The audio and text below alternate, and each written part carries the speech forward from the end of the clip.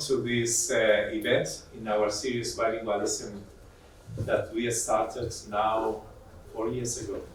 And actually it's the first face-to-face bilingualism talk that we are having in Instituto Cervantes, Manchester. The series started during the pandemic, and today is a very special occasion because it's the first that we celebrate face-to-face. It's a great pleasure and a great honor to have this talk tonight. And I would like to express my most sincere gratitude to Dr. Julio Villa-Garcia, coordinator of this series, its inception. And thank you, Julio, for your vision, dedication, and academic rigor. This has been fundamental in transforming this forum into a reference on bilingualism and multilingualism accessible to all audience. And that is also, that was the aim, and that's what we're trying to do after 4 years now, is to bring and to share the academic knowledge about this matter, which is so important for everyday life, for the bilingual families, but also for the families, for the society as a whole. And of course, similarly, I would like to thank Professor Antonella Sorace, who has kindly traveled from Edinburgh to share her valued experience and knowledge with us tonight. As Professor of Development Linguistics at the University of Edinburgh, founder of the prestigious Bilingualism Matters Center, Professor Sorace is an international reference in research and bilingual language development. Her commitment to scientific dissemination and the practical application of linguistic research is truly inspiring for all of us. Today's lecture, entitled Why Bilingualism is in any language is important in our globalized world, could not be more timely in a moment when societies are increasingly diverse and multilingual. At Instituto Cervantes in Manchester, we are convinced that initiatives like this series decisively contribute to our objective of promoting and to encourage the linguistic and cultural diversity, facilitating understanding between communities and enriching the life experience of each citizen. Antonella Sorace will be introduced later by Dr. Julio Villa-Garcia, and I will give now very short information about the professional path of Julio. Julio is a senior lecturer in English linguistics at the University of Oviedo and honorary senior lecturer in linguistics and English language at the University of Manchester. He has studied at the University of Oviedo, Kent, Essex, and Connecticut, and has worked in various universities in the United States, United Kingdom, and now in Spain. Dr. Villa-Garcia, in the course of his PhD at the University of Connecticut, was trained as a theoretical statistician, as a language acquisitionist working within the framework of minimalism.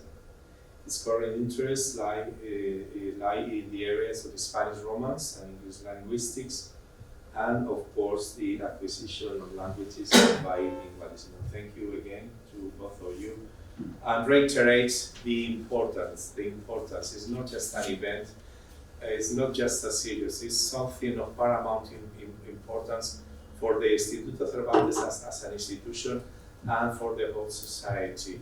We have to put in value how rich is the experience of being bilingual, how contributes to the better for the society, and in that sense we are very happy to have all of you tonight. Thank you very much, and I pass the floor to you. Thank you. Thank you very much, everyone, for being here. Thank you very much, Victoria Costa, for that very kind introduction, very generous, and this wonderful invitation to be back here. And as you mentioned, it's wonderful to have an event in person. Much as we like the online, and it's a wonderful way of transmitting knowledge about bilingualism. And the forum has been, as you say, quite successful now for 5 years. face-to-face is still face-to-face. And I would also like to stress my and acknowledge my gratitude, because this is actually the 5th edition of the Bilingualism series, and recently I talked to the director of the observatory that Cervantes has at Harvard, and she told me, oh, Marta Mateo from the University of Oviedo, she told me, oh yeah, Manchester, you have the Bilingualism series and so on. So other directors and cultural experts from other parts of the Cervantes world know about this series. So it's very nice. And thank you for that continued support. So it's a real honor to present our distinguished speaker tonight. And remember that this special event is on occasion of the 2025 International Mother Language Day as well. Professor Antonella Sorace studied at Rome, California, and Edinburgh, where she is currently professor of developmental linguistics. Her major scholarly contributions concern bilingualism over the lifespan, second language acquisition, but she has also made important contributions to theoretical syntax and experimental linguistics more generally. So with respect to second language acquisition, one of the major contributions that Professor Sorace has made is that she has advanced the influential interface hypothesis. This theory posits that a second language learner will in principle have no problems acquiring the core of the grammar, like the morphology, the structure of words, the syntax, the structure of sentences, even the phonology, the sounds. The difficulties will be located in the area of pragmatics, when things go beyond the core. Okay, so for instance, when those internal components of the grammar, sounds, and so on interact with external components, such as meaning in context, for instance, pragmatics, discourse information, that's when problems arise, and that's where most of the problems will be found. This interface hypothesis is like a big name in the field of linguistics, and of course her proponent has an even bigger name. But second language acquisition is not the only area. Syntax, for instance, has also been an area where Professor Sorace has made key contributions, especially regarding language typology, which, for those of you who are not experts, refers to the classification of natural languages, paying attention to their grammatical properties, okay, and giving taxonomies of those languages. Professor Sorace has also made contributions in that realm. And last but not least, as far as her experimental linguistics contributions are concerned, Professor Sorace has pioneered a technique called magnitude estimation, which is used for the elicitation of linguistic acceptability judgments, and we need those to conduct research in the field of linguistics, language sciences. And well, as you can imagine, Professor Sorace's unbroken record of publication is accompanied by the fact that she's been the recipient of numerous research grants and awards. For instance, she's a fellow of the British Academy, and she's probably given more than 1,000 invited talks by now. I'm probably not exaggerating. As part of her commitment to disseminating the findings of bilingualism research beyond the world of academia, okay, which is what we do on a daily basis, she's the founding director of the Information and Consultancy Center Bilingualism Matters. Hopefully we'll hear a lot about it today. Bilingualism Matters, BM, has multiple international branches in many countries across 4 different continents at this point. There are actually over 30 branches, and there's a new one opening very soon. We could say that the sun never sets on the Bilingualism Matters empire. And hopefully, we'll hear a lot about bilingualism matters, in addition to other aspects about the importance of the issue of bilingualism. So please, without further ado, join me in welcoming Professor Sorace. Thank you, Antonella.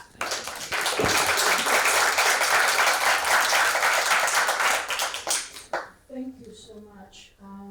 Do I have to use a mic? Yes, probably. Yeah, better. Okay. Okay, I'll use it. Well, I'm absolutely delighted to be here. Thank you very much for the invitation. I also feel very proud that this is my first trip by myself after I fell on ice 5 weeks ago, and and I've been walking on crutches ever since. But now it's only one, and I hope that in a couple of weeks it will be 0, and I will say goodbye to crutches. But I'm really delighted to be here. This is a fantastic space. We were talking about this. It's really cozy. It's really wonderful. Yes, I'm not going to say very much. You said even too much about my research, my career. Let me also add that I have experience as a mother of bilingual sons. And I think that's important. And in fact, I was saying before, I started doing public engagement seriously. I started doing Bilingualism Matters, and I'm going to say more later, when, as a mother of bilingual sons, I realized how little people know, how many misconceptions there are. And so I thought that researchers in this field have a special responsibility to make sure that their research actually gets out of the ivory tower and reaches people who have to make decisions all the time about their children, about their students, about their patients, about their policies, and so on and so forth. So I know something about both the joys and the challenges of raising bilingual children, and I think that that is important when I train people to talk to families and children as well. Anyway, in a way, I know that I'm preaching to the converted here, so you know that bilingualism is important in today's world. Yeah, I'm going to summarize, some of the main topics that we try to convey to people, outside academia. And first of all, many people think that a bilingual is a person who knows 2 languages perfectly from birth. And this is not the way we understand the term bilingualism. For us, a bilingual is a person who knows 2 or more languages and uses them on a regular basis, whether they've learned 2 or more languages as babies, like my lucky children, or whether they learned 1 language first and then another at different stages of childhood. So, for example, migrant children who leave their original country, move to another country, they are, they have to learn the language of schooling and so on. But also a young adult. So we work on people, young adults who learn a language at university, for example, and increasingly much older adults who start learning a language in their middle age or even after they retire. So we work on bilingualism, multilingualism over the lifespan. And bilingual means more than 1. So, strictly speaking, bilingual means 2. But we use the word, meaning more than 1. So, we need to separate the many myths about bilingualism, the many misconceptions. I'm going to summarize just a few, but there are many, from some of the facts that are emerging from research. And I want to say at this point very clearly that as researchers, we're not trying to convey the truth about bilingualism. Research moves on all the time. Research has to move on all the time. I love an expression that somebody used recently. As researchers, we have to learn to unlearn. So we have to treat everything as not final, but something that leads to something else, to further discoveries. At the same time, we know a sufficient amount about bilingualism now that we can try to convey to people. So the facts, it doesn't mean the truth, it doesn't mean something that is unchangeable, it means something that has been emerging from research and we should try to communicate. Increasingly, and we'll come back to this, we also have to distinguish between science and science fiction, because some of the results of research are being misinterpreted in the opposite direction. So we are at a very lucky time when we're dealing with the old misconceptions, but also with some new misconceptions that are arising out of misreading of current research, or science fiction if you want. So, what are the most common misconceptions about child bilingualism? One is confusion, right? So there are still many people who think that if a child hears more than one language when they are very young, how can they learn a language, any language, well enough? Wouldn't it be better if they learned one language first, and then they can start learning another language, so they're not confused, right? And another common misconception is that a bilingual child, if they come from another language background, they have a different home language, they're going to have problems at school. And this happens, in many schools. There are still schools where migrant children, children coming from different language backgrounds, are initially put in separate classrooms rather than in the same classroom with all other children, because it is anticipated that they're going to have problems. Obviously, a child who migrates from another country, they have to learn English or whatever the language of the new country is. And they can do that if they hear it often enough without giving up their home language. We'll come back to this. But in any case, children are, it is anticipated that bilingual children will have problems, and these problems have to be faced. And then the common misconception about there are languages that are useful and languages that are not so useful, right? So English is considered very useful. I'm sure I don't need to tell you. Spanish and French, are still considered very useful, although they don't have the number of second language speakers that English has. I was at a UNESCO meeting in Paris last week, where people were talking about, the total number of speakers, counting both native speakers and non-native speakers of each language, and English is really off the chart at this point. What makes a language prestigious? I don't need to tell you, right? It's the degree of political and economic power of the country where the language is spoken. Until a century ago, English wasn't very, prestigious or very popular. It became prestigious and popular because of the increasing economic and political power of the countries where English is spoken. Chinese is on the rise. Until 20, 30 years ago, very few people wanted to learn Chinese. Now, more and more people want to learn Chinese because China is emerging as one of the major economic powers in the world. So, but minority languages, so languages that are only spoken in certain places, minority or minoritized languages, sometimes they're called, or languages, migrant languages that may be spoken by billions of people in the countries where they're spoken, but they're not regarded as particularly important or useful.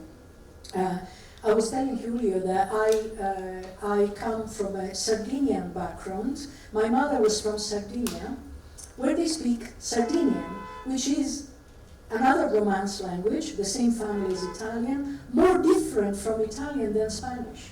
But my mother called it my dialect. She referred to it as my dialect, and she never spoke it to me because she thought that it wasn't useful. And I had to learn standard Italian and then English. And having Sardinian in the brain wouldn't be very useful. Now we do political work in Sardinia where we tell people, look, if your child grows up with Sardinian and Italian, they learn English faster and better.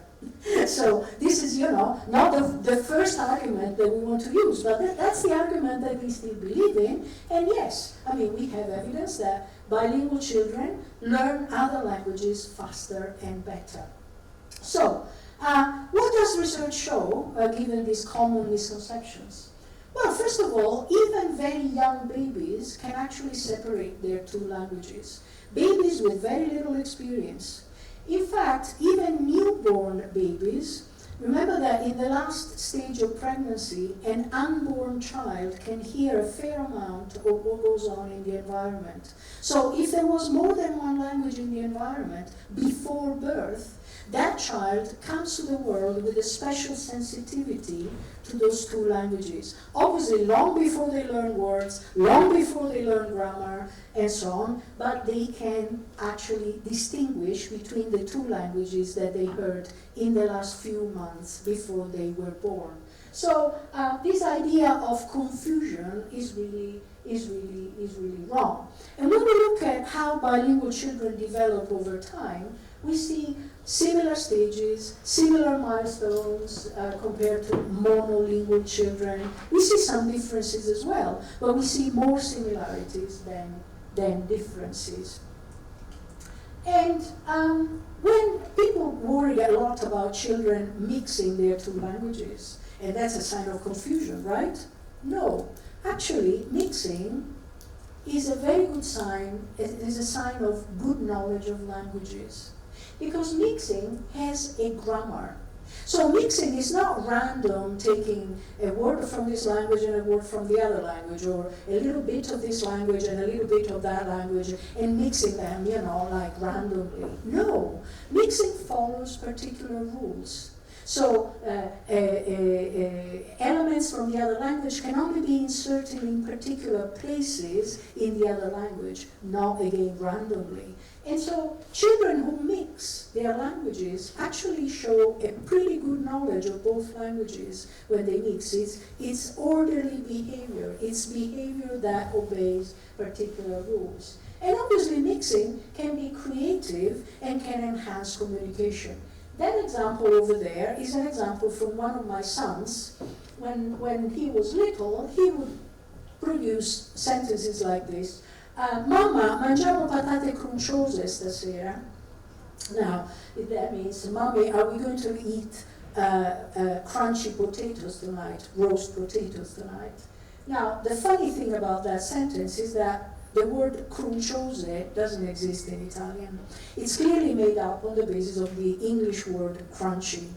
But if you look at that sentence, it's a perfect sentence. Crunciose agrees with patate, both feminine plural. Crunciose follows patate as it should in Italian. In English, it should come before. So you see, it's a very creative piece of mixing. And by the way, it's still part of our family communication. My sons are not children anymore, but when we get together, we often talk about making patate crunciose, for example, because it's part of our family communication.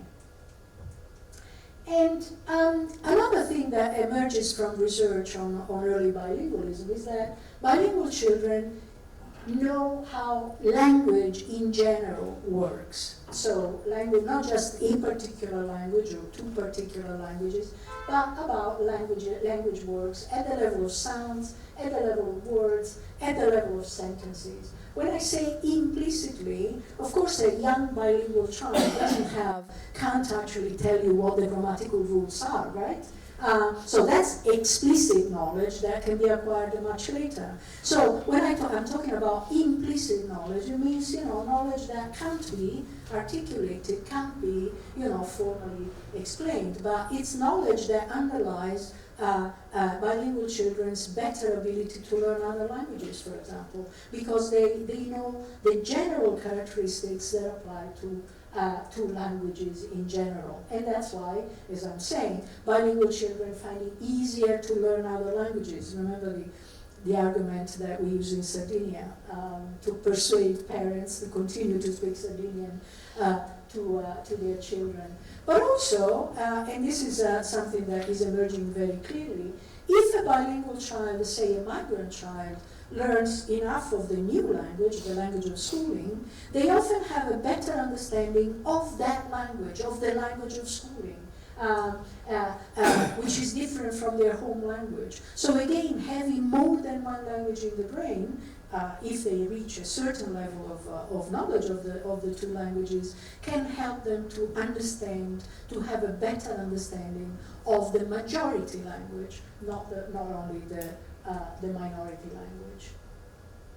And there is plenty of research on the potential benefits of bilingualism in literacy, acquiring literacy. So particularly learning to read. Literacy includes learning to read and write, of course, but most research has been done on learning to read, how children learning to read. And learning to read, again, this was a very, very prominent argument at the UNESCO conference last week, the importance of literacy. The importance of literacy and the importance of literacy in the home language in order to acquire literacy in the language of schooling. For example, how to encourage parents to, who are literate or semi-literate in their home language, to use their language, with their children, to provide books in their native language, in their home language, to children. We did this, with our sons all the time. That's where they started. And learning to read Italian, not surprisingly, is easier than learning to read English, because the correspondences between sounds and letters are much more regular in a language like Italian, and partially Spanish as well, than compared to a language like English. Clearly, reading skills, being introduced to reading skills in one language can be transferred, some of these skills can be transferred to learning to read in another language, particularly when the two languages share the same writing system, so an alphabetic language, like Italian and Spanish and English and many others. They all share the same principle underlying alphabetic languages. So there are correspondences between written letters and sounds of the spoken language. Right? So this is a principle that applies to all alphabetic languages, but these correspondences may be different, and that's what makes a language like Italian easier to read compared to a language like English.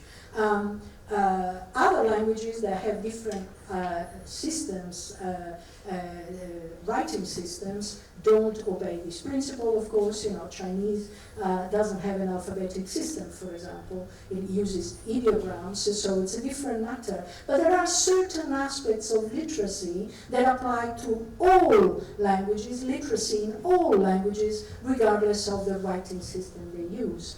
And so these reading skills, if they're acquired in one language, they can be partly transferred to learning to read in another language.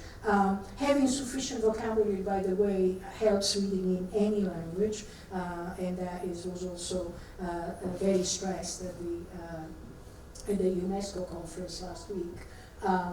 But in any case, learning to read in minority languages definitely helps. Just to give you a couple of examples. Every child who learns to read has to learn that a printed word keeps the same meaning wherever it appears, right? So it's not that if you read a word, I don't know, water, it has a different meaning depending on where it appears. Water means water, wherever it appears. A typical example of experiments that can be done with bilingual children is this. So bilingual children are shown, bilingual and monolingual children, we want to compare bilinguals and monolinguals, they're shown pictures of animals like a dog and a horse, and then the written word appears underneath. So the written word dog appears under the picture of the dog, the written word horse appears under the picture of the horse. And you ask the children, what does that word say? These are children who can't read, they're just getting into reading, they're at the very beginning. So bilingual children, and monolingual children, that word says dog, that word says horse. And then you make a little mistake, intentional mistake, and you present them with a picture of the dog and the word horse written underneath. And this is where you're likely to see a difference between a bilingual child and a monolingual child. A bilingual child is more likely to say that word says horse, even if it doesn't correspond to the picture that they see. So a printed word keeps the same meaning wherever it appears. It's not influenced by other factors like, what image they see. A monolingual child at the same age, or everything else compared, is more likely to say that word actually says dog. It doesn't say dog, it says horse. And another example, again, learning to read alphabetic systems like the systems of our languages, phonological awareness, again, developing this awareness that there are correspondences, systematic correspondences between letters, printed letters, and sounds. And this is, as I said, the basic alphabetic principle that underlies all alphabetic languages. And this is actually favored by bilingualism. Bilingual children may discover, all other things being equal, they may discover this principle earlier. Now, a little bit outside the language domain, there is research on the effects of bilingualism on the perception that it is possible to have other perspectives, other points of view on the same thing. So, an earlier awareness that people can have other perspectives on the same thing, and the readiness to switch from your own perspective, your own point of view, to the other person's perspective. This is very important. It's a developmental stage that all children go through, regardless of how many languages they know. So if you think of a young baby, they are very egocentric, right? They think they're the center of the world, right? They think that everybody can see what they see, and so on. Slowly, they have to learn that if you're sitting there, you can't see what I see here, because we don't share the same visual perspective, right? But this applies to many other contexts as well. Bilingual children get there earlier, so from a developmental point of view, they acquire this awareness that it is possible to see things from a different perspective, both visually and mentally then. And where does that come from? It comes from the fact that a bilingual child very quickly understands that not everybody is bilingual. And so they have to choose the right language depending on who they're talking to. And in order to do that, they have to get out of their own bilingual perspective and adopt the other person's linguistic perspective. And this linguistic exercise is extended outside the language domain and leads to a better perspective, better ability to understand that it is possible to have different perspectives and different points of view. This research has been done on adults as well. Adults are hopefully beyond the developmental stage where they, maybe not everybody, but they're supposed to be beyond that developmental stage. So where does the bilingual advantage, where is the bilingual advantage? The bilingual advantage in adults is how quickly they can switch from their own egocentric perspective to the other person's perspective. How quickly they can embrace the other person's perspective. So it's not a developmental thing, it's more a readiness, a thing which can have many potential advantages. Think of, business people negotiating around the table, understanding where the business proposal comes from, okay? It means, understanding, the other person's point of view and the other person's perspective, and that can lead to better negotiations if people are obviously well-intentioned to have positive negotiations. And there is plenty of research on the effects of bilingualism, again, potential effects, and I'm coming back to this, not automatic effects, potential effects on the way we pay attention on things. Now, we have to pay attention to what we're doing, otherwise we don't do it well, right? If we're constantly distracted by other things, we don't finish what we're doing. We don't finish the task we're doing, right? So we have to learn to pay focused attention to what matters for the task we are doing. Also, if we switch to another task, we have to be able to switch attention to what was important before to what has become important in the new task, right? So, and this becomes, is called refocusing attention. So, disengaging attention that we were paying to something else and refocusing to something that has become important. Now, research has shown that bilingualism can actually enhance this ability. Again, this comes originally from the bilingual experience, right? When we speak one language, so remember one thing, in all bilinguals, we are all bilingual to some extent, or multilingual, all languages are active. So you can't switch off a language in the morning, you put it in the drawer because we don't need it today. Okay, so I'm speaking English to you, my Italian, my French, my German, my other languages that I know less well are still there, and my brain is trying to push them out.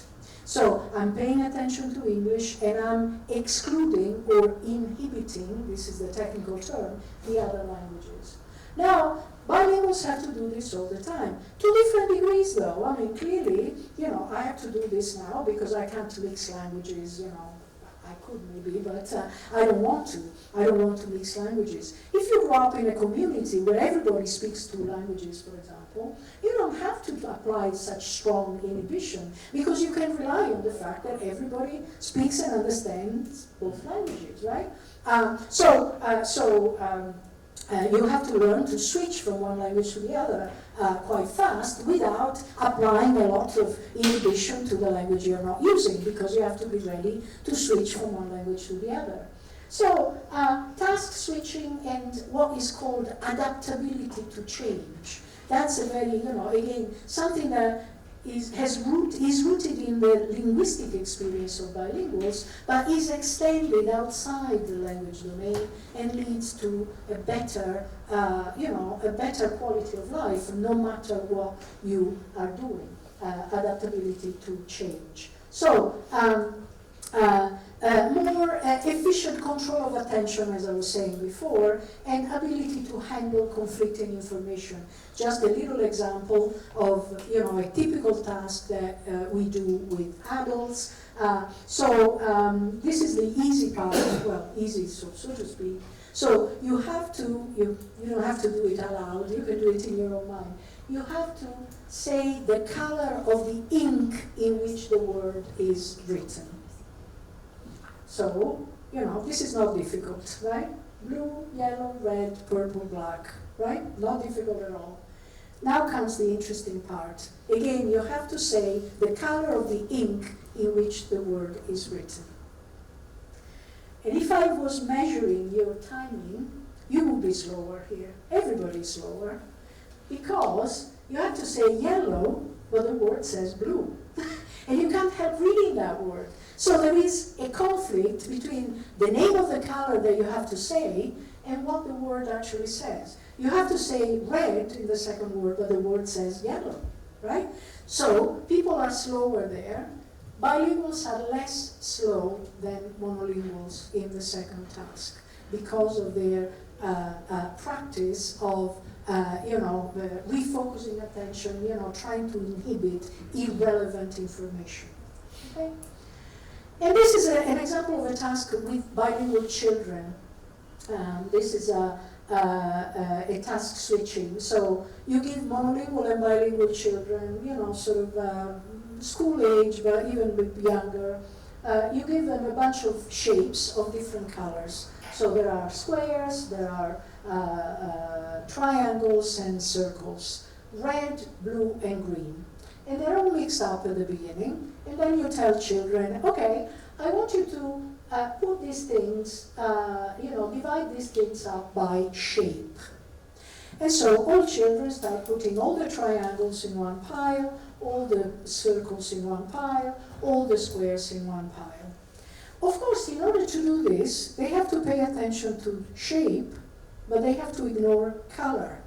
Color is irrelevant. shape is what matters, right? So they do this for a while, and then you tell them, okay, put all these things back in a big pile. Now, I want you to sort these things out by color. So put all the red things in one pile, all the green things, all the blue things in different piles. Now, you have to pay attention to color and ignore shape.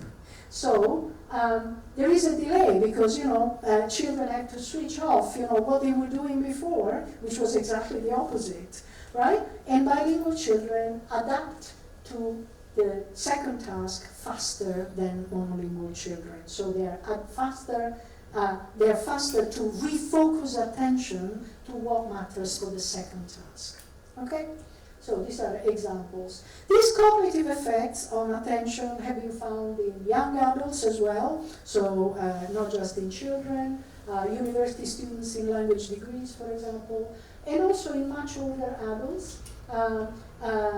So we did a study on retired people in their 70s, 80s doing an intensive Gaelic course in Scotland.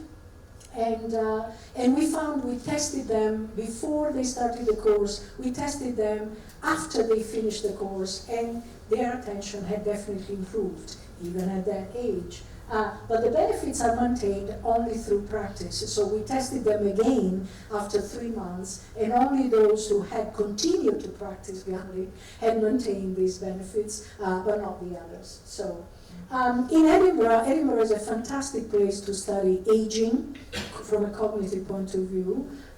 This is not my research group, but my colleagues have this group that tests have been doing this study called the Lothian Birth Cohort 1936. So they've been doing this for years, testing people who were born in 1936. And they were tested at a regular intervals from age 11 onwards. Okay, so they have data from the same people. So that's the same person, age 11 and aged 17, right? Much later. And obviously all the experiences of life are taken into account. What these people do, over time and so on.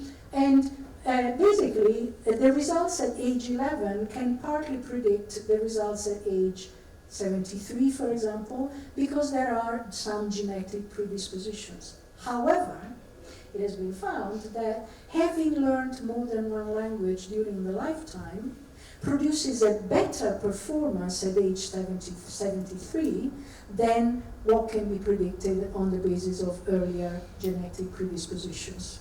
Okay? So the genetic predispositions are there, but the experience plays a very important role. So, including learning languages, so it allows you to age better. So, multilingualism is called, a cognitive reserve, not the only one, so it's not that multilingualism is magic.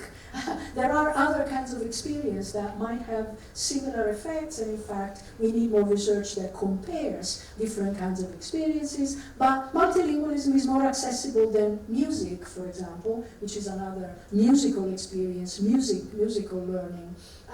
It's more accessible than other experiences. And there is research showing that at least some kinds of dementia can be potentially delayed by multilingualism over a lifespan. They can be delayed by 4 or 5 years. Delayed, not prevented. Okay, so this is, remember science fiction that I mentioned at the beginning? This is one example of science fiction, right? If you're bilingual, you don't get Alzheimer's, right? Wrong, unfortunately. I wish it was true, but it's not. Bilingual children are geniuses. And I get these questions, in my public engagement work. So bilingual children are more intelligent, right?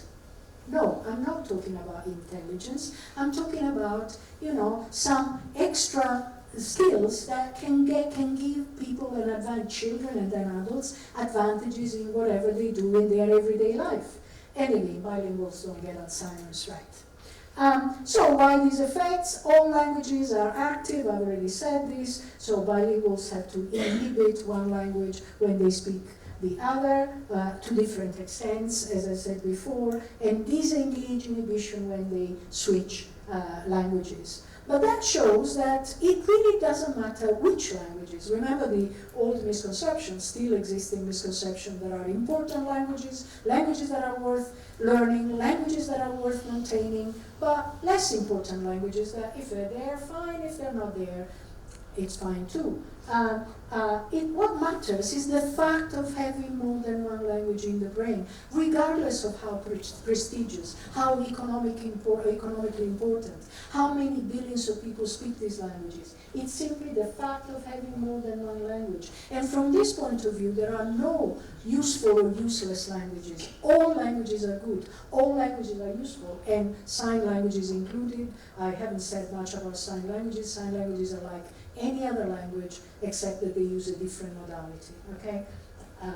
So, these effects are not automatic, so this is another coming science fiction prejudice. So, it's not that if you're bilingual, you're automatically better at attention, automatically better at understanding other points of view, because it depends on many factors that interact with one another, many aspects of the bilingual experience. So, attitudes, for example. A child who grows up in an environment where languages are not, or particular language is not valued, well, that child doesn't want to learn that language, or doesn't want to speak that language, at least through a certain period of time.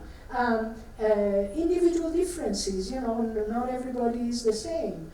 Language distance, we are working on whether we find similar effects in similar language, bilinguals with similar languages and bilinguals with very different languages. So this is something that, we don't have a clear answer on this. These are all factors that we are studying, we meaning researchers in the world, and we're trying to understand how they interact. So instead of dividing people into, monolinguals and bilinguals, we should actually put people along a continuum ranging from less bilingual to more bilingual. And in fact, the real monolingual, I'm coming back to this, where is the real monolingual? We still, unfortunately, in research, for a long time, we use the monolingual as the point of reference. So the difference between bilinguals and monolinguals. We have to stop doing that. And the bilingual experience in children can be enhanced in many different ways. This is what we tell parents, for example. Enough exposure to both languages. Exposure to people who speak naturally in different ways. So not just mommy or just daddy, or mommy and daddy, but also a community. If there isn't a community, a mini community of people that naturally speak with different accents, different registers, in different ways. And that is very important for a child. Literacy is very important, introducing children to literacy in the home language, if possible, and then in the language of schooling. Positive attitudes and confidence, and information, so access to information. And in the family, there isn't, many families ask us, what's the best way to raise bilingual children? There isn't one way that applies to all, because all families are different, right? So there are many different ways that can be adapted to different families in different circumstances. So one parent, one language, if parents speak different languages, this is, clearly important, and useful. But in some families, people only speak the minority language at home, and the majority language is left, outside and is learned outside the home. Or some families speak only the majority language at home, and the minority language is learned in schools that operate and teach everything in the minority language. So Spanish-speaking schools, Gaelic-speaking schools, schools where everything is taught in the minority language, and children learn that language very well. So any of these might work if it provides enough engaging, motivating input to use both languages. And clearly maintaining home languages, yes, they should be maintained.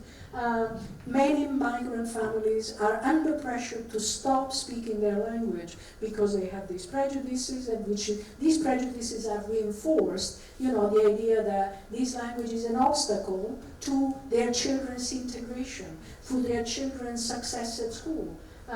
Actually, maintaining home languages is an advantage, as we said, for both children and parents. Also, speaking, for example, an indigenous minority language can give children the benefits of bilingualism, but also it can help that language to survive. Again, UNESCO last week said that there are about 8,000 languages in the world. If we don't do anything, 4,000, about half of these languages will die, will disappear by the end of this century. 4,000 languages will disappear. And that means those languages will not be learned from one generation to the next. That's what kills languages. If a language is not spoken anymore by parents to children, and then when their turn comes, by those children to their children, and so on and so forth, that language dies. No matter how beautiful policy, a government might have. If that intergenerational transmission process stops, the language dies. And more languages will die. In a way, there's not very much we can do in the long run about that, but we can do something in the shorter run. For example, this is linguistic diversity disappearing. The vast majority of languages are minority languages, wherever they are. So 25 languages of all the languages spoken in the world account for more than half of the world's population. 25, right? It's really impressive and scary to see things. And another obstacle that we notice, for the maintenance of minority language is what I would call purism. So some people, think, this language is not spoken as well as our grandparents spoke it. It's going down the drain. It's getting contaminated. Well, languages that are alive change. This is something that we study in Edinburgh. It's one of my areas of research, how your native language changes when you learn another language. And this is completely normal. It's not, random. It's a selective process. You can predict where languages are going to change and how that change might be transmitted to the next generation. So a language that doesn't change anymore is a language that is either dead or dying. If a language is alive, that language will change. So this puristic attitudes are totally wrong. And they can put off children. I remember, children in many, in Scotland, in Sardinia, and in other places, who tell me, well, I don't want to be corrected all the time because I'm not speaking well enough. I want to speak this language, but I don't want to be corrected all the time. Or, because I'm not speaking well enough. Right, and this is precisely what I'm talking about. Language change is normal in bilingualism, and it's not loss. Change is not loss, it's not contamination. And we are trying to shed light on these natural processes. So ultimately, a bilingual can't be the sum of two monolinguals, right? A bilingual is not, monolingual in language A plus monolingual in language B. So you have to speak perfectly, assuming that monolinguals speak perfectly, which is also fiction. But you can't adopt this idea. A bilingual can't be the sum of two monolinguals. The relative degree of competence in your two or more languages changes all the time, depending on where you are, what you're talking about, who you're talking to. And this has to be understood. However, especially in a country like ours, many educational diagnostic tests are still based on monolingual norms that don't take into account the presence of other languages. And there's interesting research on passive exposure to languages in multilingual communities. Let's remember that multilingualism is the norm in most countries in the world, right? So people who live in multilingual communities, they may be passively exposed to it. They hear these languages even if they don't understand them or they don't speak them. And research was done, for example, comparing, monolinguals who were passively exposed to other languages and monolinguals who were not. And monolinguals who are passively exposed to other languages have changes in the brain that can actually facilitate learning of other languages. Again, where are the real monolinguals then? Are they on top of a mountain? They live in isolation and they are 95-year-old? I mean, this is really something that we should discontinue. And language learning at school, younger is not necessarily better unless children hear enough of the language. And this is something we discuss with politicians, with policymakers all the time. I was saying, earlier that in Scotland there is a very good language teaching policy in schools. It's called the 1+2, means the first foreign language is introduced at age 5, and then the first foreign language. One is the native language. The first foreign language is introduced at age 5, and the other one 3 or 4 years later, right? But a 5-year-old doesn't learn in the same way as a 10-year-old, because a lot goes on and matures in the brain of children. So giving them 1 hour a week at all ages is not right. 1 hour a week for a 5-year-old is not enough, because they don't have the capacity to formalize, to reason about languages in terms of grammatical rules, so explicit knowledge. But they're very good at learning implicitly if they hear enough of the language. 1 hour a week is not enough. Engagement, more input, variety of speakers, all of these are factors that are not always there. They're not always there in all schools, and so the policy is very good in principle, but in practice the results are very variable. There are trade-offs, cost-benefit trade-offs of early language learning. So the sooner you start in schools, the younger your brain is, the more enthusiasm you can create for the new activity. There's more time ahead to develop your language proficiency. The language skills can underpin, can value, can benefit the whole curriculum, including STEM subjects, mathematics and so on. But it requires more exposure, more engagement, more extensive teacher training, more parental support and involvement, and so on, which can't be taken for granted.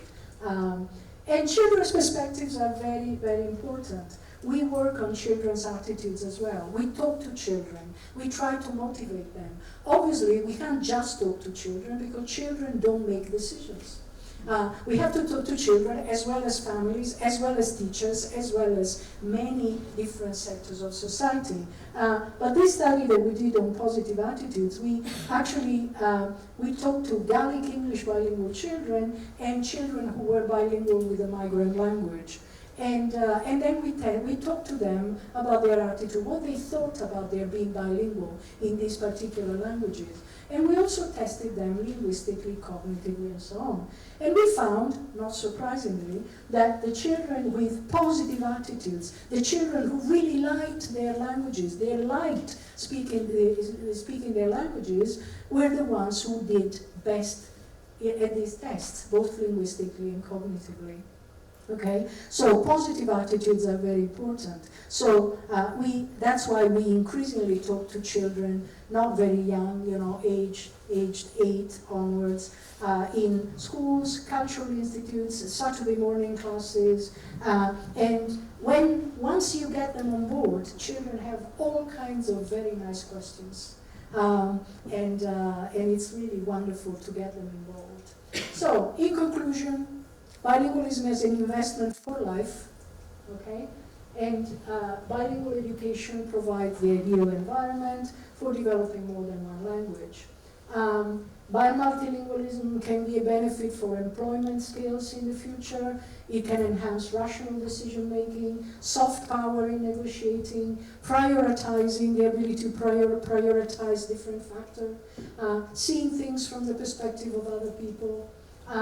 So soft power, as Richard Rose, said, so for example, comparing knowledge of EFL does not confer soft power on Anglophones, but on Europeans using it in interactions with monoglot American and English speakers. Okay, so yeah, we can call this soft power. And there are challenges in this English dominant world, in this globalized world. English, as we know, is by far the most commonly studied language. The number of second language speakers of English is by far, by far exceeding the number of second language speakers in Spanish and French also. This has a cost for the Anglosphere, a cost for the economy. So in 2014, it was calculated that the lack of language skills in Britain actually costs the UK economy about 48 billion a year. Okay, so it looks like an advantage, but it's also a disadvantage. And that's why we want to persuade people that learning languages is a good idea, maintaining languages is a good idea, because more information can lead to better decisions. And that's why I decided to start Bilingualism Matters, as I said, mostly as a mother, but also as a researcher. I was seeing how little people know. And we became a spin-out. We started in 2009. We became a spin-out of the University of Edinburgh in 2022, so 3 years ago. And we do seminars, training for all sectors of society, public engagement, policy advice. We are regularly interviewed by the media. We have an international network of 34 branches in 4 continents. That's the distribution. Most of them are in Europe for obvious reasons. We will be opening one in Estonia on the 4th of April, in Tartu. That will be number 35. And we have a waiting list of at least 15 branches. Texas will probably be the next one. El Paso, where they speak Spanish. Obviously, Spanish is, the language there. And this benefits the community, obviously. We try to communicate research to the community, and we have all kinds of partnerships, collaborations with many different organizations, but also publishers, and so on. We collaborate with UNESCO. We wrote a section of their Futures of Education document that is produced every 20 years.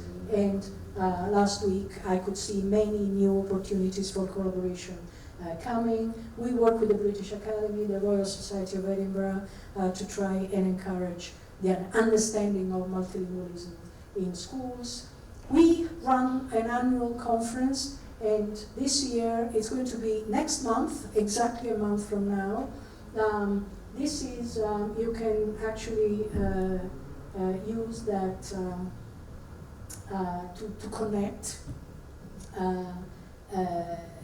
And there is a very interesting program. It's a conference for researchers and practitioners as well. So there are special sections. There will be 2 days of conference and then a master class on minority languages, which will be run mostly by a colleague who works on Gaelic, but there will be specialists on Welsh as well, and other minority languages. So I would encourage you to connect and know more about our. I can give you the slides and make the slides available. But we learn to do research better by communicating with real people. We understand the context of research better. We do all kinds of new projects that are based on our greater understanding of multilingualism in context and when we talk to people. And we train students to communicate clearly to non-academics. This is a fantastic ability to have, no matter what students end up doing, even if they don't have an academic career, whatever job they end up doing, being able to communicate in a clear way and adapt the communication to different contexts is a fantastic skill to have. If you want to know more, these are two general audience books that we published recently. And this is a code to connect again to the Bilingualism Matters Symposium 2025. And these are ways of getting in touch with us. It's time for me to stop. Thank you very much for listening.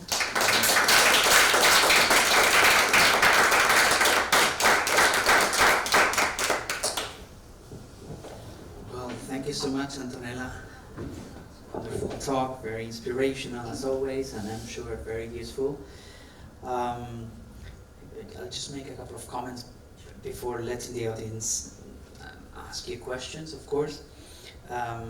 You mentioned the literacy in the second language, actually, well, as a child, but I think this also affects adults, right? I remember I could say that I learned how to write, even in Spanish when I was studying English. And the teachers were so organized with introduction, core, conclusion, and now the contrast, however, nevertheless, nonetheless. And those things, I never really paid attention to them when I was doing Spanish. So I think in the L2, that kind of adult literacy, let's call it that way, is also there. Then as you mentioned, the university, the college students, right? Those doing foreign languages, my experience teaching here at the University of Manchester, for instance, we have linguistics and also foreign language students.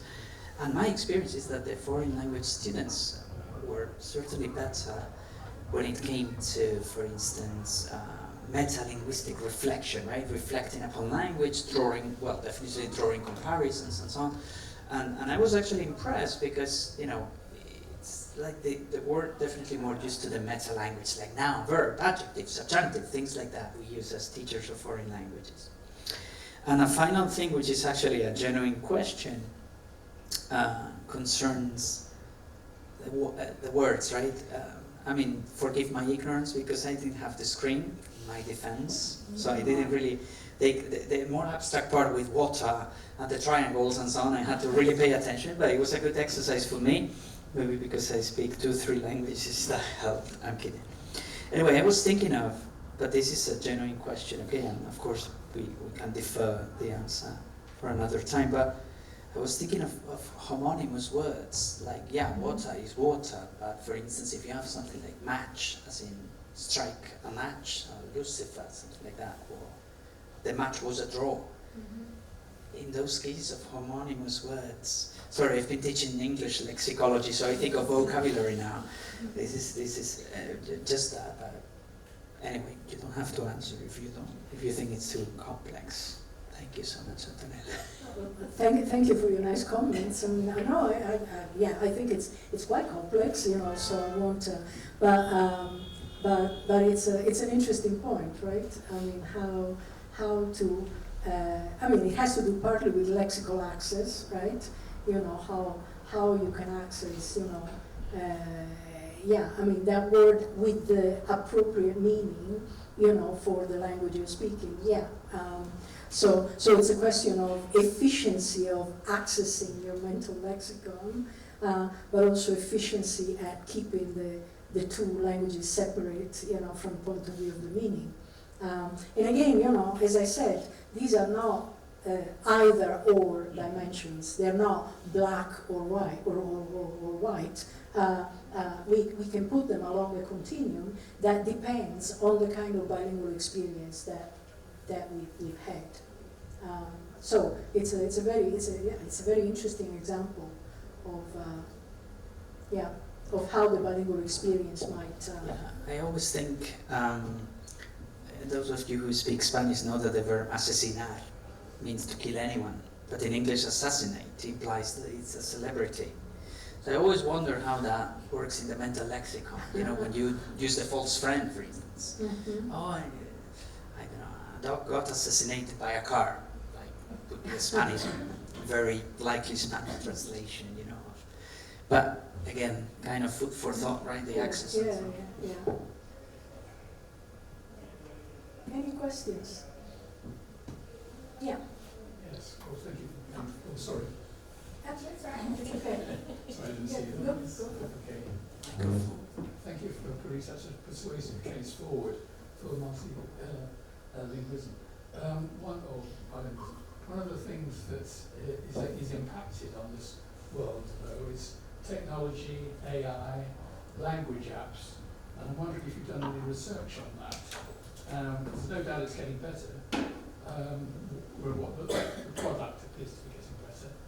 And I just recently received from one of those really big firms, Samsung as it happens, trying to get me to buy a phone that promises real-time translation, internet connection not needed, 13 languages.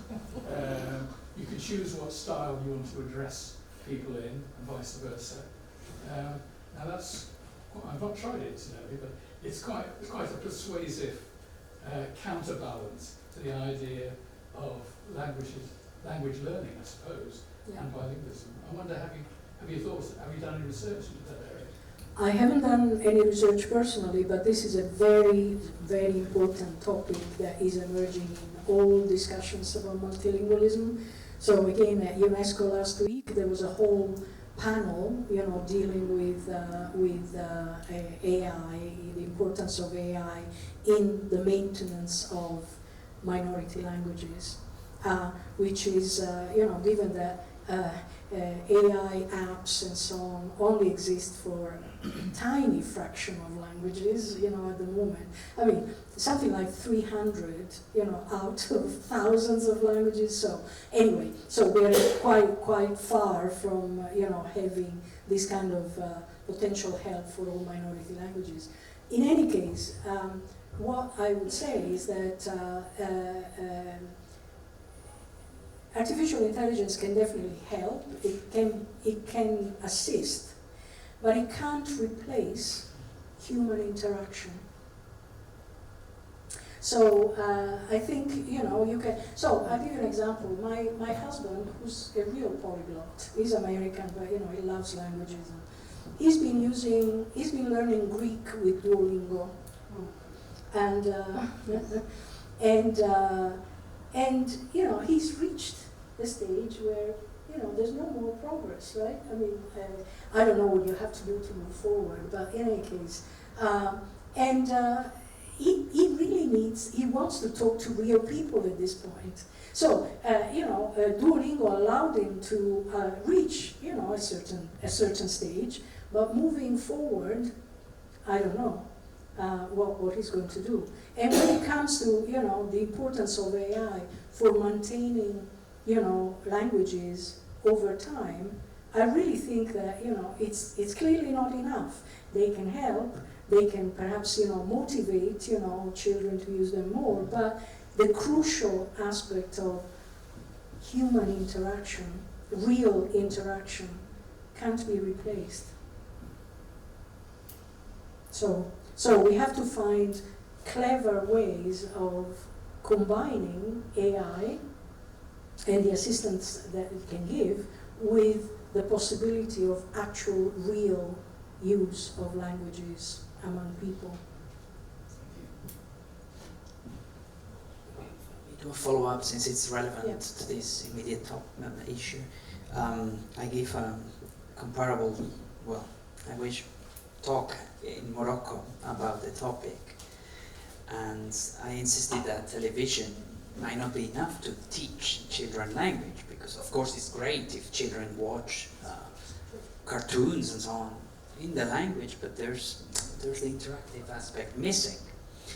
And then all the people in the audience were against this idea, because many of them in the north of Morocco, they speak Spanish amazingly, and they were all telling me, no, I learned it through the telediario, right, the news, and so on, and I never had interaction. Well, I said, I'm sure you had some interaction, the TV alone, but they were really against that idea, because they are not allowed to cross into Europe, so many of them based it on television, but yeah, the interactive aspect is essential, right? Yeah. It's part of why we are here, right? Mm-hmm.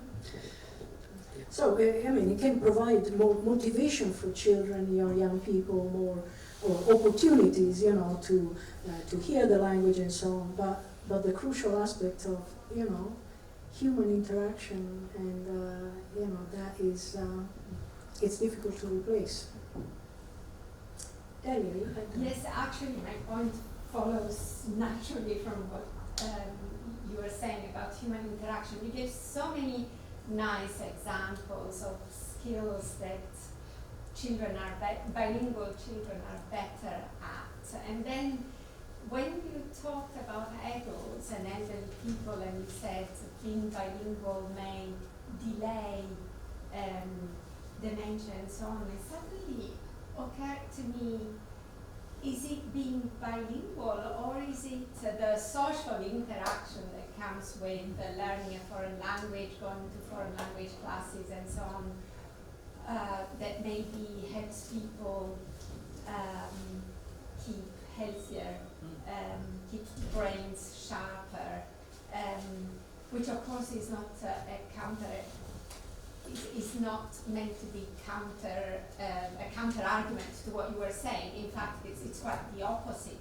Together with being bilingual or becoming bilingual, there comes the advantage of having more social life, more interaction, and therefore,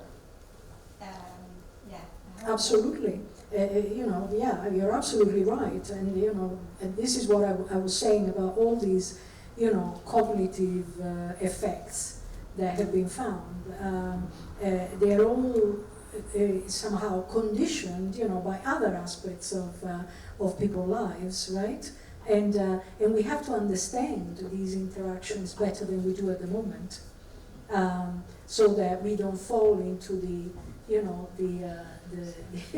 the opposite exaggeration, right? Bilingualism is so good, that of course, you're going to benefit in all kinds of ways.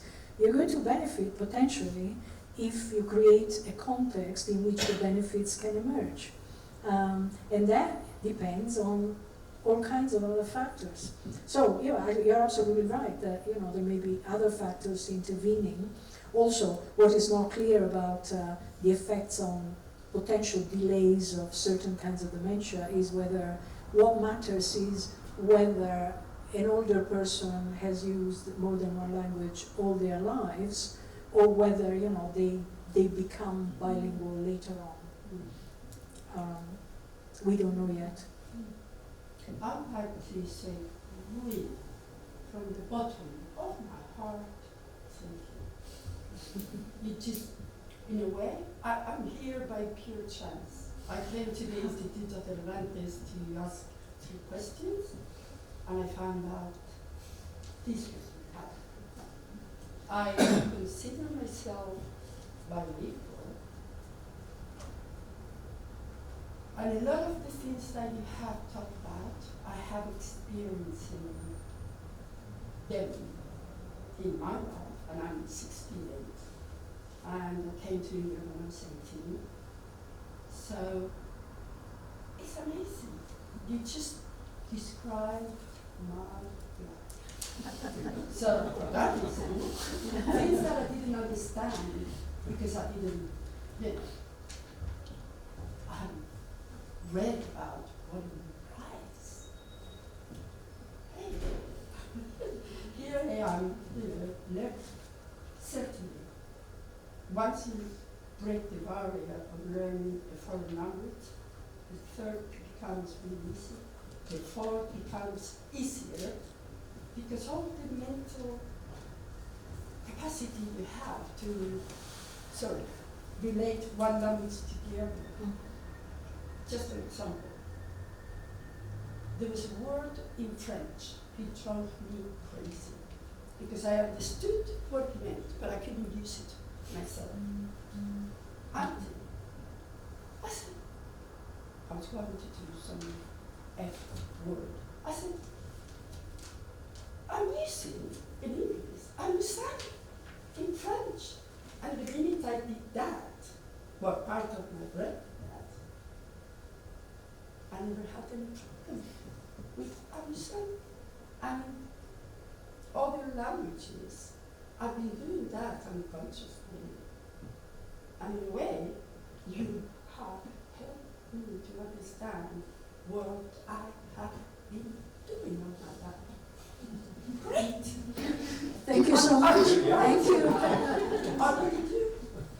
Because I do inspire people to learn languages. For me, I always say that a language is a window to another different culture. For me, that's it.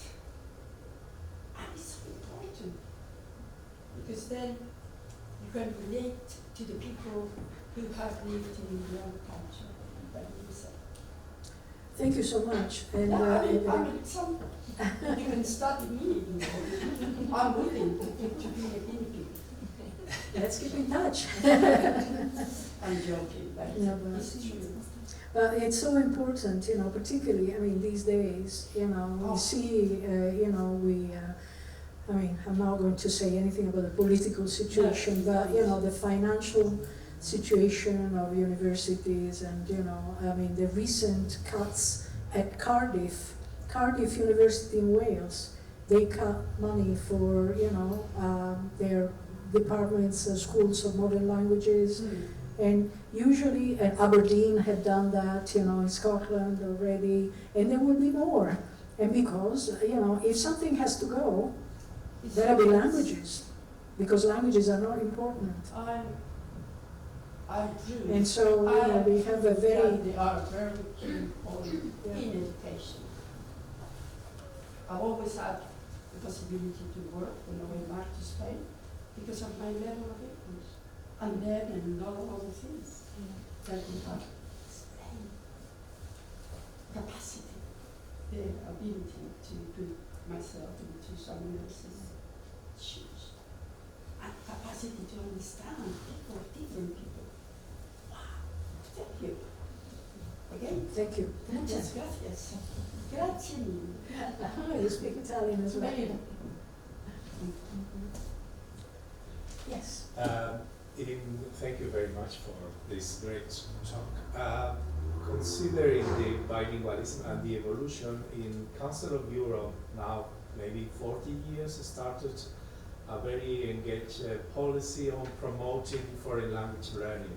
Yeah. In that process, from the very beginning, let's say 40 years ago and nowadays, where in most of the European countries it's compulsory, not one but two languages to learn from the early age.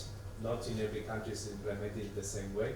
But from your research, or maybe something that your team has researched, how has it affected the bilingualism level that we can appreciate in Europe as a whole or in the different countries?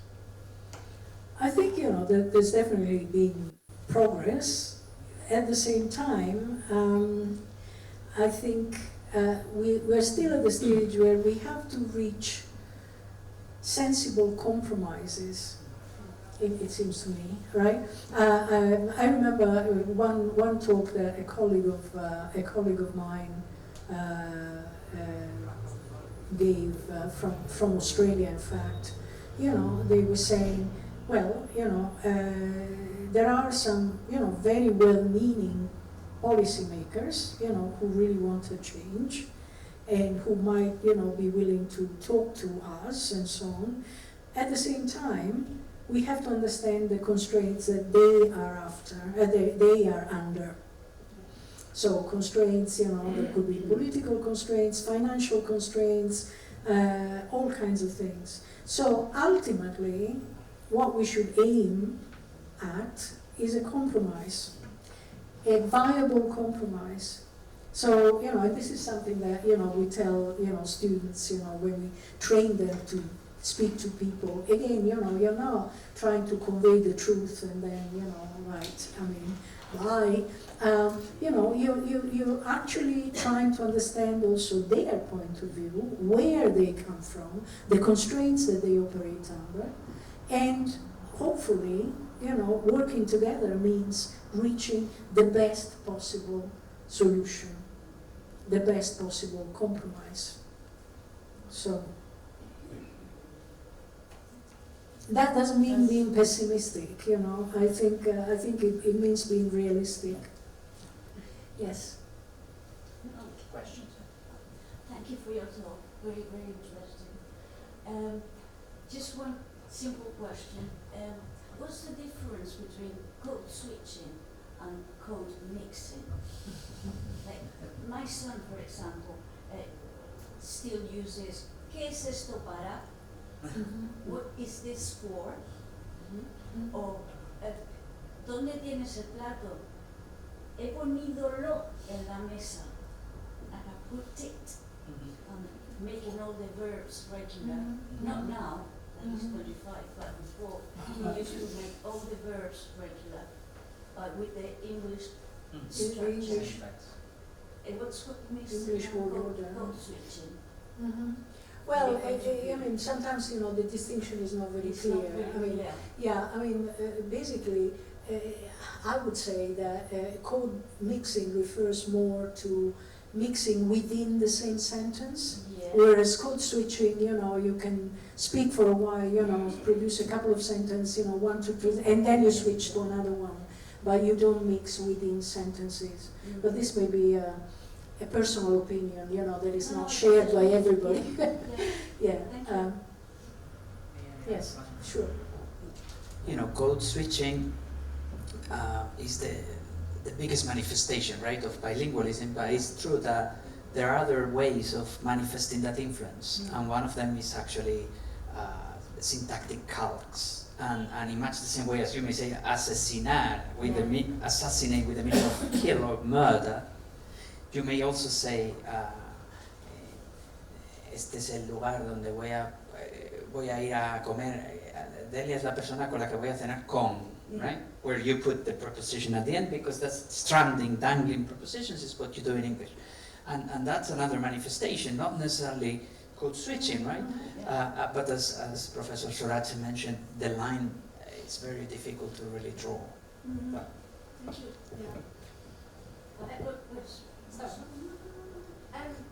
I don't know if it's so much a question or do you study this as well, but I've experienced learning different languages. I've sort of learned other facets of myself and almost increased my understanding of myself through having learned other languages, maybe found new ways of expressing myself, which I'm comfortable doing. You know, like I love being in Spanish. I find it more relaxing than being in English, for example. So you sort of get different versions of yourself in these different languages. You experience different stages of yourself as well. I don't know if this is a normal thing. I couldn't agree more. I could give you some examples from my own life, but I won't. But yeah, I understand very well what you mean. But it sort of creates, you become a more ample person, if you will. I think you have an opportunity, which when people don't get the opportunity, it seems sad to restrict them almost. Yeah, and it's interesting when you learn to use one language in one particular sphere of life, and then you have to use the other one. Yeah, I mean, I still, when I give talks in Italian, I mean, I can do it, but because I'm used to speaking English, most of the time, never mind French, about a year ago, I was asked by a French journalist, to do a podcast in French. And I was terrified at the beginning, so I said, "Can I do it in English?" And he said, "If you speak some French, please, because we want to use this podcast in Africa, particularly in ex-French colonies and so on and so forth." So I did it in French, and I was very uncomfortable at the beginning, but I realized, he gave me the questions, obviously, but so I realized that after a few minutes, my French was coming back. Yeah, my brain was reactivating it. Sometimes this is what we say, if you reach a certain level in a language, you don't forget it. Your brain knows better. And you can actually be authentically you in that language instead of the robotic version of the things that you learned. Yeah, and I mean, obviously, I grew up with Italian, not English, so there are certain aspects of my life that, my real me is more, real in Italian than in English, but But that's okay. Most of my adult life, I lived in England, in English, in an English-speaking country. But yeah, what you say, it's very true. Okay. So, no. Yes. It's more of a technical question. Okay. Does the way that a language is written in the script of the language impact a person's ability to learn different languages if they're in different scripts? For example, if you speak Arabic and you read Arabic and then you learn English, would it impact your ability to learn a language like Norwegian, or which is written in the similar alphabet to English, or your ability to learn a language like Korean, which is a completely different script? Or does it not matter at all? Is the speaking part of the language the more focal point? I think it's both. I think, learning, as I said, learning to read, so the introduction to literacy in any writing system can help, learning other writing systems, although some will be easier than others because they are more similar to the one that you learned first, right? But there are certain aspects of literacy that are in common to all writing systems. Learning to, acquiring literacy in any language and writing system can benefit any other language and writing system to gradient degrees.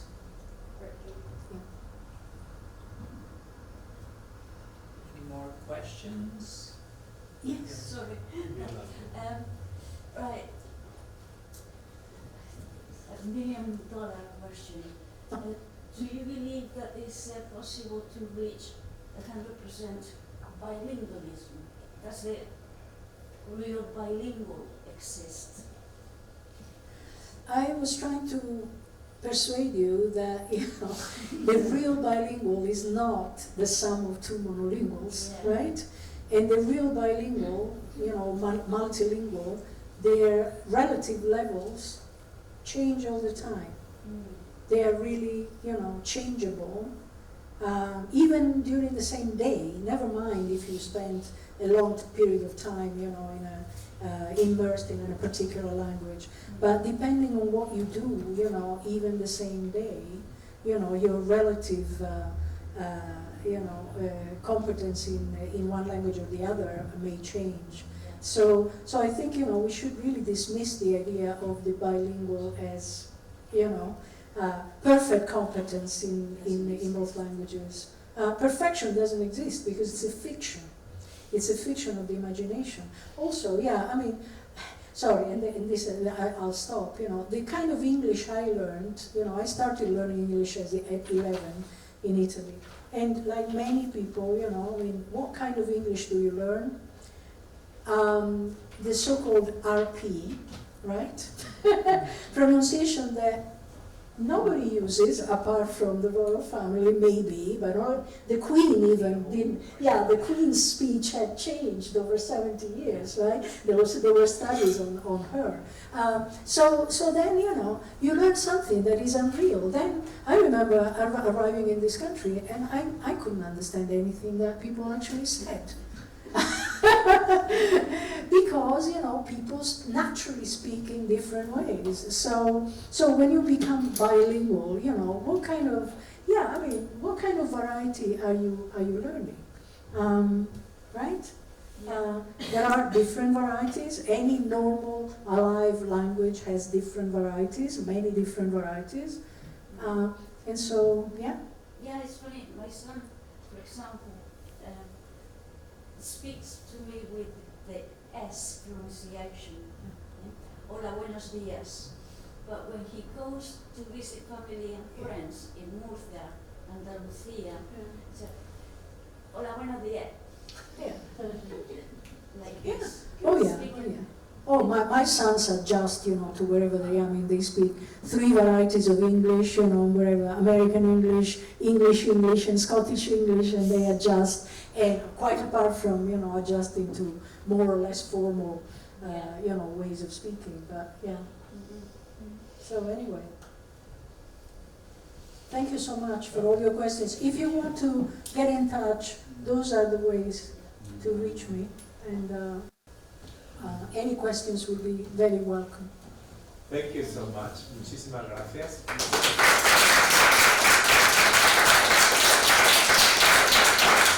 As I said at the beginning,